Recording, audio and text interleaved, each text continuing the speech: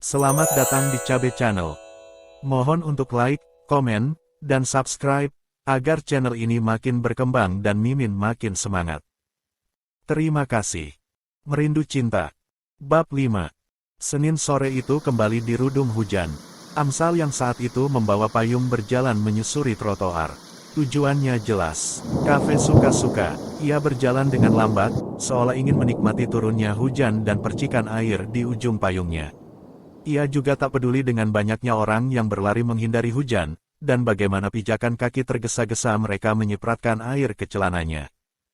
Setelah menyeberangi sebuah zebra cross, Amsal sebenarnya ingin langsung belok kanan, tapi ia mengurungkan niatnya karena melihat ada gadis yang dikenalnya tampak berteduh di depan sebuah ruko kecil. Gadis itu adalah Anna. Ia terlihat gelisah melihat hujan yang turun begitu deras. "Hei," seru Amsal menegur. Anna yang tengah sibuk melihat hujan agak kaget.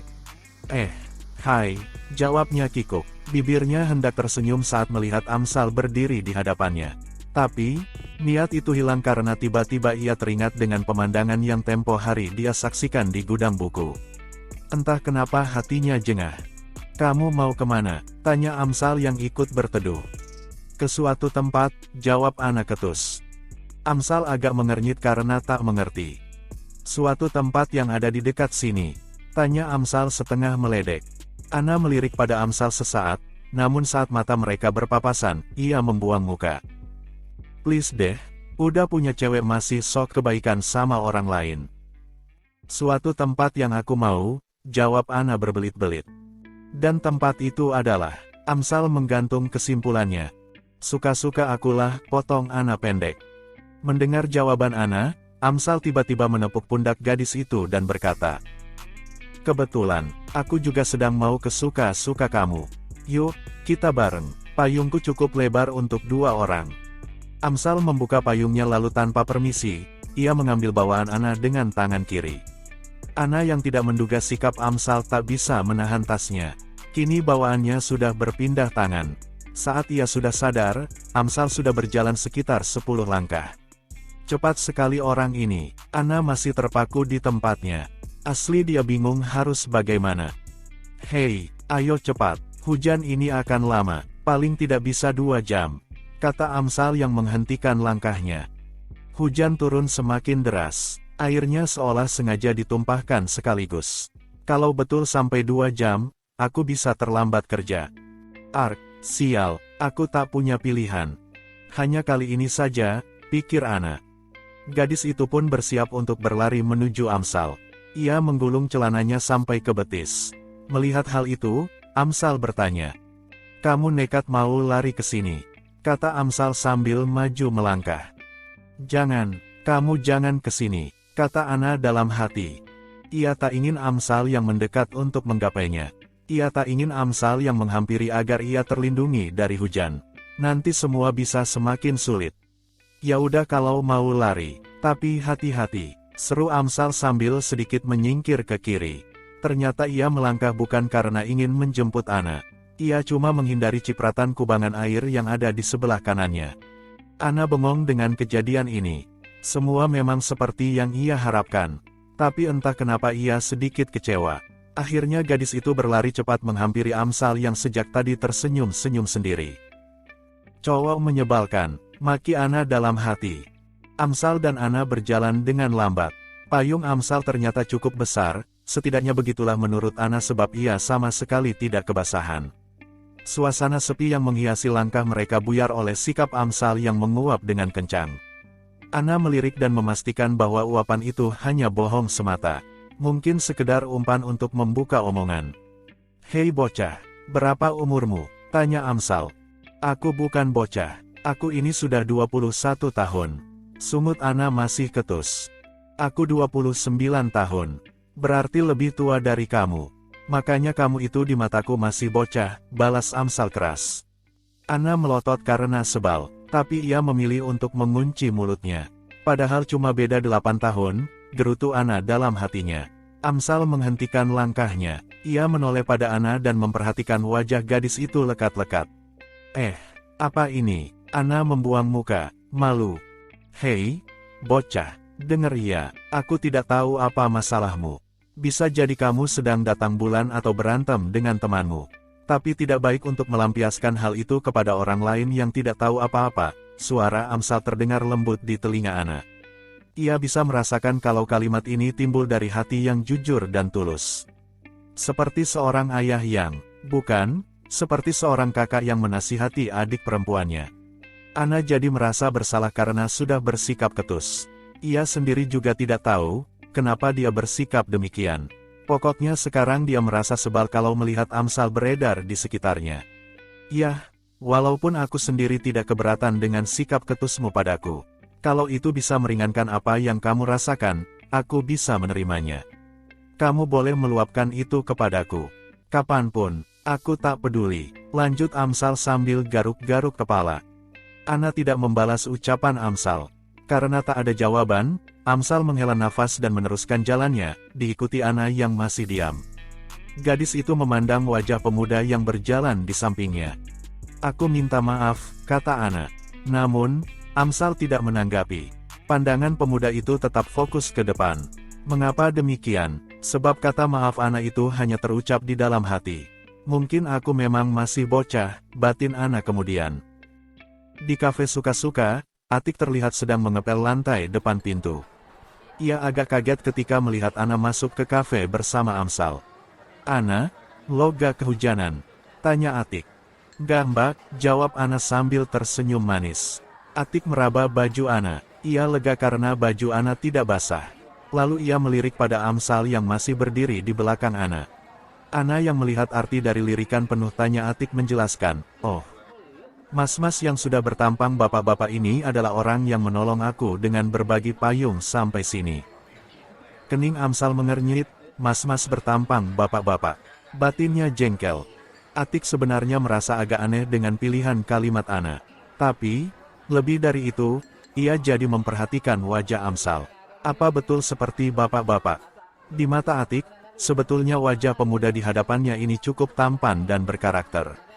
Tapi sepertinya tak asing. Atik yang mencoba mengingat akhirnya menyerah. Pikirannya buntu. Mas, payungnya mohon diletakkan di sana saja. Atik menunjuk kepada sudut untuk meletakkan payung pengunjung. Amsal mengangguk, meletakkan payungnya, kemudian tanpa permisi langsung menuju kursi favoritnya. Di samping jendela. Sayangnya, kali ini Amsal harus menelan pil kecewa. Kursi itu sudah ada yang menempati. Ia terpaksa memilih satu-satunya tempat yang tersedia, di pojok. Di ruang karyawan, Ana yang sudah berganti pakaian tampak masih agak sibuk mengatur rambutnya. Kadang dibiarkan tergerai, kadang dikuncir dengan tangan. Gadis ini galau. Sama aja, Bu, mau dikuncir atau digerai kayak biasa, lo tetap cantik, celetuk Atik yang tiba-tiba masuk. Wajah Ana cemberut, bukan gitu mbak. Aku juga gak terlalu suka kalau dikuncir. Ya, kalau gitu masalah dah selesai. Gak usah dikuncir, simpul Atik. Ngomong-ngomong, mas-mas yang bertampang bapak-bapak tadi temen lo? Tanya Atik kemudian. Bukan, jawab Ana pendek. Seandainya gua tahu siapa namanya, khayal Atik. Namanya Amsal. Kok lu bisa tahu? Atik mengendus sesuatu yang mencurigakan. Ana yang sadar kalau dirinya kelepasan masih berusaha berkelit. Ya, dia petugas di gudang buku. Tempat yang pernah gua kunjungin waktu nyari referensi buat tugas kampus. Masak, Atik tak percaya. Ya, dan dia juga langganan di tempat kita, dalam 1 minggu bisa 3 kali datang. Yang jelas, kalau datang pasti sore, Ana berusaha meyakinkan. Atik mengangkat alisnya, tapi ia buru-buru bertanya sambil memasang ekspresi acuh tak acuh. Oh, tapi kita punya banyak pelanggan tetap kan? Ana menoleh, itu loh mbak. Yang selalu pesan kopi tanpa campuran dengan gula terpisah, kata Ana menjelaskan. Walau bukan temenan, ternyata lo tahu banyak ya An. Ledek Atik. Ana terkesiap, kali ini dia sadar kalau Atik sudah menjebaknya. Ana sekarang memilih untuk tutup mulut. Atik hanya tertawa-tawa melihat keberhasilannya. Sebelum keluar, ia mencubit pipi Ana seraya berkata, "Satu lagi An, mas-mas yang bertampang bapak-bapak itu jelas sekarang sedang kedinginan." "Ya dinginlah, orang sekarang sedang hujan. Apalagi ruangan kafe kita full AC," sangga Ana. Betul, sekarang sedang hujan, deras banget. Tapi herannya, meskipun dia bawa payung, kok baju dan celananya yang sebelah kiri basah kuyup semua. Lalu Atik keluar sambil geleng-geleng kepala. Tinggallah Ana yang masih di depan cermin berpikir keras. Basah kuyup, masak, sih, bukannya payungnya cukup lebar, jangan bilang. Ana langsung buru-buru keluar, ia bergegas menuju tempat duduk Amsal. Tapi sayang, pemuda itu sudah tak di sana. Gadis itu menoleh pada Atik. Dengan bahasa isyarat, Atik memberitahu bahwa Amsal baru saja pergi. Ana menghela napas panjang, ia masih bingung dengan apa yang dirasakannya. Yang jelas, kepergian Amsal yang tanpa pamit itu membuat hatinya terasa agak tak nyaman. Sabtu pagi, jam 8 WIB. Ana sudah sampai di gudang buku. Sebetulnya ia menjadwalkan siang nanti baru ke sini guna melengkapi referensinya. Tapi Amsal sudah 3 hari tak kelihatan di kafe. Batin Ana dipenuhi pemikiran. Apakah terjadi sesuatu padanya, atau dia masih marah karena sikap ketusku tempo hari? Ah, Ana, kamu memang bocah bodoh. Benar kata Amsal, tak seharusnya aku melampiaskan kekesalanku padanya. Sesampainya di lantai 3, Ana melihat meja yang biasa dihuni Amsal kosong. Ia pun memutuskan untuk agak memutar, mungkin cowok menyebalkan itu sedang menyusun buku seperti biasanya. Tidak ada, sama sekali tidak terlihat batang hidungnya. Mas, panggil Ana sambil melambai saat melihat Derry melintas di seberang. Derry alias domba menunjuk pada wajahnya. Iya, sini sebentar, panggil Ana lagi. Sambil senyum-senyum girang, Derry mendekat mantap. Tepat di hadapan Ana, dia menyisirkan tangan pada rambut kribonya. Rambut kribonya untuk sejenak tertarik rapi ke belakang, sebelum kembali berkembang seperti sarang serangga. Ada perlu apa Mbak, sampai memanggil saya secara khusus kemari? Tanya Derry sambil hidungnya kembang kempis penuh kebanggaan. Kak Amsal mana? Mendengar pertanyaan Ana, muka Derry langsung berubah menjadi masam. Senyumnya yang tadi terkembang mendadak hilang. Kirain perlu sama gua. Mas, ujar Ana lagi. Oh, iya, tadi nanya apa? Derry pura-pura lupa. Kak Amsal mana? Pak Amsal sakit, dah 2 hari gak masuk. Sakit apa? Tanya Ana cemas. Ngomongnya sih cuma demam, jawab Derry malas. Yakin cuma demam? Ana ingin memastikan. Derry mengangkat bahu, tapi gak tahu deh, kita kan bukan pacarnya. Daripada nyariin yang kagak ada, mendingan sama abang aja. Gimana? Ana menatap Derry tanpa ekspresi. Kamu masih kuliah, kan? Pasti jurusan sastra. Gini-gini, abang juga ahli sastra. Dengerin ya. Wajahmu bagaikan bulan. Di atap langit dia mengambang. Daripada Neng sendirian. Mendingan ditemenin abang. Gimana? Bagus kan? Hahaha. Tawa Derry langsung lenyap melihat ekspresi Ana yang menatapnya semakin tajam. Salah orang nih gua, si domba bicara sendiri sambil garuk-garuk kepala. Ana berdehem sekali, yang tadi itu gombalan favorit Mas ya. Udah selesai. Kalau udah, bisa minta nomor HP dan alamat Kak Amsal. Tanya gadis itu dingin. Derry diam tak peduli. Ana memutar bola matanya, kalau gak dikasih, nanti saat Kak Amsal sudah sembuh, aku akan ngadu ke dia kalau Mas udah gangguin aku. Iya, sebentar, nyali Derry abis sudah. Ia sekarang seperti seekor domba muda yang sedang berdiri di depan ibu serigala yang kelaparan. Gadis ini licik sekali, pikir domba. Kalau ada pengaduan pelecehan, pasti laki-laki yang disalahkan duluan. Dunia sungguh tak adil. Pemuda kribo itu langsung menuju meja tempat mereka sering mengadakan briefing. Dengan cepat ia menuliskan sesuatu di atas kertas memo. Setelah selesai, ia langsung kembali kepada Ana dan menyerahkan memo tersebut. Makasih, ucap Ana tegas sambil berlalu. Derry masih memperhatikan sampai bayangan Ana hilang di telan tangga. Cantik-cantik judes, kagak laku lu. Maki Derry sebal sambil memonyongkan mulutnya. Ana perlahan menghentikan motornya. Harusnya alamatnya di sini, kata Ana dalam hati. Ia mencocokkan lagi alamat yang ada di memo dengan aplikasi di HP. Udah bener, kok, tapi yang mana ya? Ana memperhatikan sekelilingnya. Untuk daerah pinggiran Jakarta, tempat yang saat ini ia kunjungi tergolong bersih dan rapi. Suasananya masih seperti perkampungan, tapi penataan yang rapi membuat lingkungan terasa nyaman. Ana memutuskan bahwa ia harus bertanya. Ia melihat seorang ibu yang sedang menyapu. "Maaf Bu, numpang tanya." "Ya, nanya apa?" "Kalau alamat Gang Nangka nomor 17 di mana ya?" tanya Ana sambil menunjukkan kertas memonya. "Gang Nangka mah lurus lagi Neng," jawab si ibu seraya menunjuk. "Masih jauh gak Bu?" "Udah dekat, paling 5 menitan. Dari sini, Neng lurus aja, nanti begitu ada Indomar pelan-pelan. Di sampingnya ada gang, nah belok dah di situ. Itu Gang Nangka," kata ibu itu menjelaskan. Setelah mengucap terima kasih, Ana melajukan motornya dengan perlahan ke arah yang dituju. Ternyata informasi ibu itu akurat. Cukup mudah bagi Ana untuk menemukan lokasi Gang Nangka tersebut. Tinggal menemukan rumah nomor 17. Setelah tanya sana-sini, Ana sampai juga di depan rumah bernomor 17. Persis di sampingnya berdiri rumah bernomor 18. Bentuk keduanya saling melengkapi. Mungkin ini satu rumah yang dibagi dua dan dikontrakan. Ana sekarang meragu, apakah harus pulang, atau terus maju. Selintas ada pikiran yang terbayang, untuk apa dia datang ke sini. Tapi sesaat kemudian pikiran lain datang, sudah capek kesini masak mau langsung pulang. Karena masih bimbang, Ana akhirnya memutuskan untuk pulang saja. Tok, tok, tok. "Assalamualaikum," Ana mengucap salam. "Waalaikumsalam." "Sebentar ya." Suara Amsal terdengar menyahut dari dalam. Ana jadi gamang, duh. Kenapa malah diketok, kan tadi dah fix mau pulang. Ana menyalahkan dirinya sendiri. "Ivi," Amsal yang membuka pintu kaget bukan main. "Kamu sama siapa?" tanya Amsal sambil celingukan.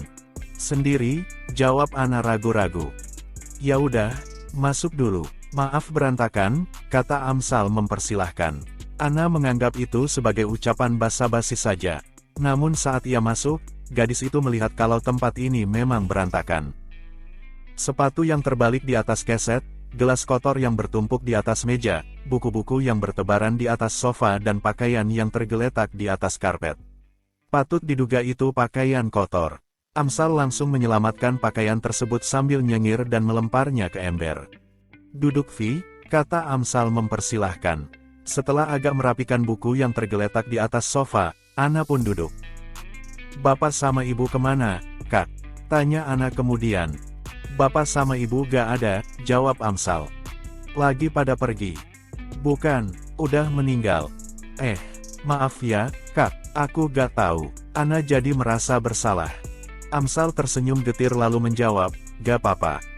"Jadi kakak tinggal sendiri?" tanya Ana sambil memperhatikan sekelilingnya.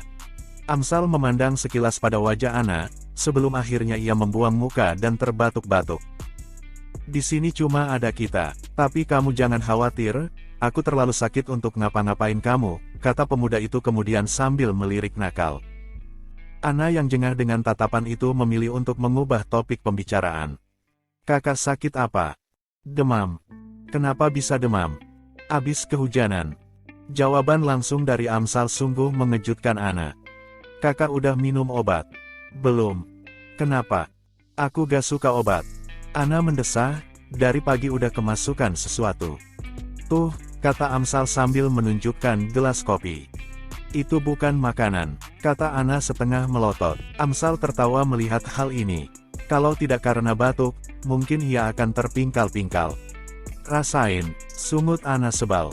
Amsal yang sudah bisa menguasai dirinya berkata, "Ucapan kamu itu mengingatkan aku pada seseorang. Dia juga mengatakan hal yang sama, kopi itu bukan makanan. Kalian perempuan memang sepemikiran rupanya." Ucapan Amsal membuat Ana teringat dengan adegan yang ia lihat di gedung buku. Amsal saat itu sedang makan, ngobrol dengan seorang perempuan. Dada Ana jadi agak bergemuruh. Ia sebenarnya ingin bertanya, tapi gengsinya menganggap itu sama sekali bukan urusannya. Namun, mulut Ana meluncurkan sebuah kalimat, "Apa itu ucapan kekasihmu?" Oh Tuhan, pertanyaan itu terlontar begitu saja. Ana menyesal karena ia tak bisa mencegahnya. Mau tak mau, kini ia harus mendengar kebenarannya. Meskipun nanti akan menyakitkan, gadis ini mulai mempersiapkan hatinya. "Bukan, Dia teman baikku. Namanya Harum Dwi Putri, jawab Amsal serius. Bahkan, mungkin, ia adalah satu-satunya teman yang paling berharga untukku. Ana memperbaiki posisi duduknya. Pilihan kata, paling berharga, itu agak menusuk di telinganya. Saat kecil, aku tinggal di Lebak Bulus. Satu kampung dengan Dwi. Kemudian pada suatu malam, terjadi kebakaran. Orang tuaku meninggal karena musibah itu. Lalu bapak dan ibu Dwi lah yang merawatku. Aku tinggal di sana sampai sekitar 1 tahun, sebelum akhirnya paman membawaku pulang ke Jawa. Ana mendengarkan cerita Amsal dengan seksama. Ia bisa melihat kalau mata pemuda di depannya itu agak menerawang, mungkin terbayang akan masa lalunya yang memilukan. Belasan tahun kami tidak pernah bertemu. Hingga akhirnya, baru-baru ini, ada sebuah event, aku tak sengaja berjumpa lagi dengannya. Dan, ya, begitu dia tahu aku kerja di gudang buku, dia sering mampir untuk sekedar mengantarkan makanan. Dia memang terkadang keras kepala, tapi dia gadis yang baik. Bocah sepertimu kurasa perlu untuk bertemu dengannya lalu berguru bagaimana menjadi gadis yang benar. Ana hanya tersenyum mendengar cerita Amsal. Kali ini dia tak tersinggung meski disebut sebagai bocah. Seandainya kau tahu Amsal, kalau aku sudah pernah melihat kau bersamanya. Seandainya kau tahu betapa jantungku berdegup kencang melihat kalian. Begitulah yang ada dalam benak Ana.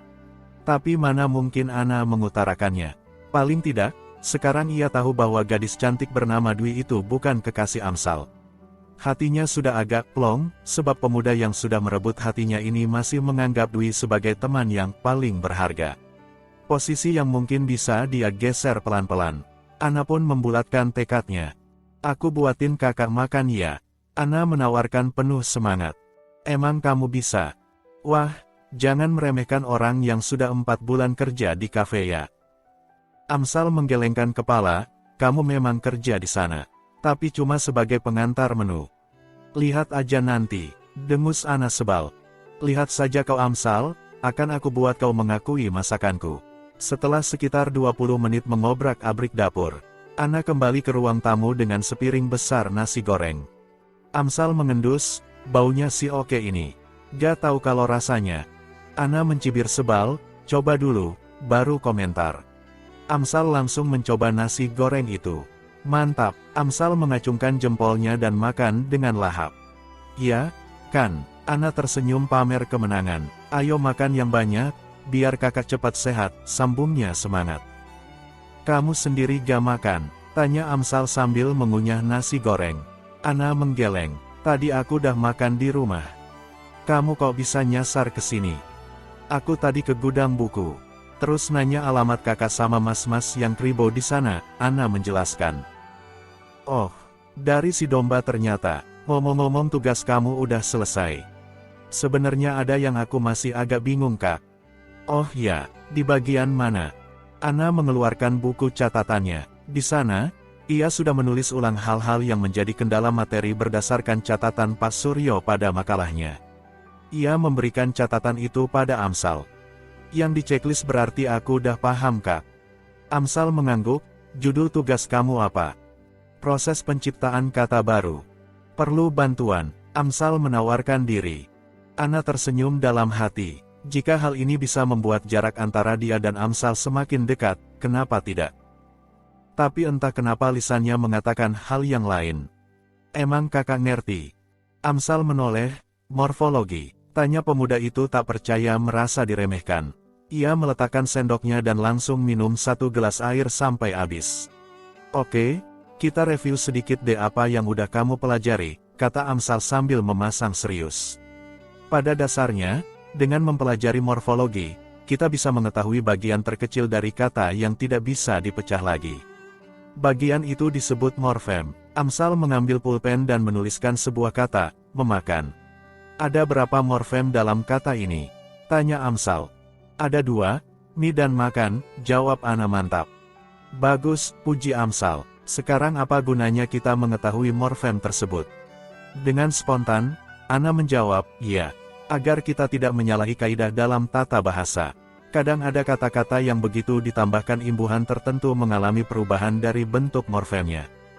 Jadi, Mengetahui asal-usul morfem itu penting untuk menghindari kesalahan dalam berbahasa. Amsal mengangguk dan menanggapi, secara garis besar itu betul. Toh, morfologi sebagai sebuah disiplin ilmu memang sub dari tata bahasa dalam linguistik. Bisa kamu kasih contoh untuk memperkuat argumen kamu? Tanya Amsal lagi. Kali ini Ana agak berpikir sebelum akhirnya menjawab, suruh dan support. Keduanya adalah morfem yang diawali dengan huruf S dan masing-masing memiliki dua suku kata. Suku kata awal dari keduanya berbentuk konsonan vokal kv, sa dan su. Namun saat keduanya diberi imbuhan ni, maka kata suruh jadi menyuruh sedangkan support jadi mensupport. Amsal mengagumi pemahaman gadis di hadapannya ini. Kenapa S pada kata support tidak berubah menjadi ny? Karena kata serapan support ditulis dalam bentuk aslinya. Iya kan? Kali ini Ana agak tidak yakin. Amsal mengangguk, betul, tapi berapa banyak kata serapan asing yang ditulis atau disebut dengan bentuk dan pelafalan aslinya? Dan berapa banyak orang Indonesia yang mempraktekkan hal itu? Ana mengangkat bahunya, ia tidak tahu. Amsal terdiam sejenak, oke, kita bisa bahas itu lain kali. Tapi kalau aku boleh menyimpulkan dari jawaban kamu, dengan mengetahui morfem ini, kita tidak hanya akan terhindar dari kesalahan tata bahasa, tapi sekaligus mengetahui asal-usul kata itu sendiri. Misalnya kata serapan support, yang tadi kamu bilang. Amsal sengaja menghentikan kalimatnya. Ia dapat melihat bagaimana anak ini tertarik untuk mendengar kelanjutan ucapannya. Jadi, kalau tugas kamu adalah tentang proses pembentukan kata baru, maka salah satunya sudah kamu sampaikan. Bahwa kata baru kadang terbentuk melalui penyerapan dari bahasa asing. Tata bahasa untuk kata serapan baru disesuaikan dengan bentuk kata tersebut. Tapi, terkadang persepsi massa juga berpengaruh dalam lahirnya sebuah kata baru.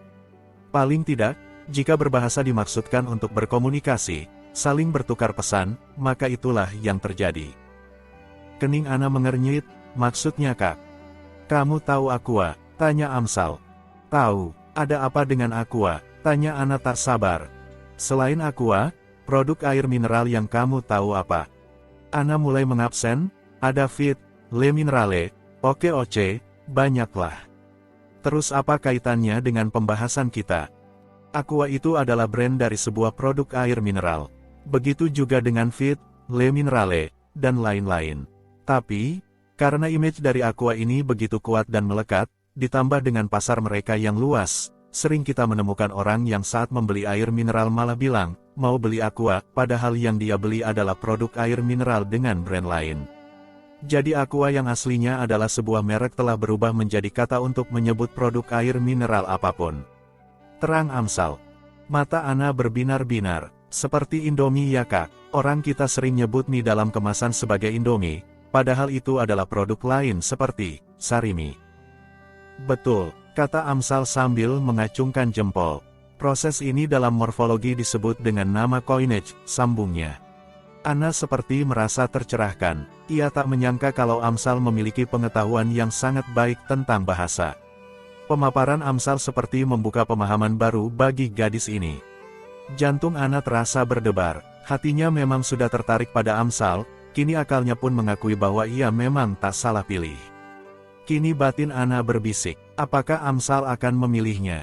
Bagaimana jika ini hanya perasaan satu arah saja?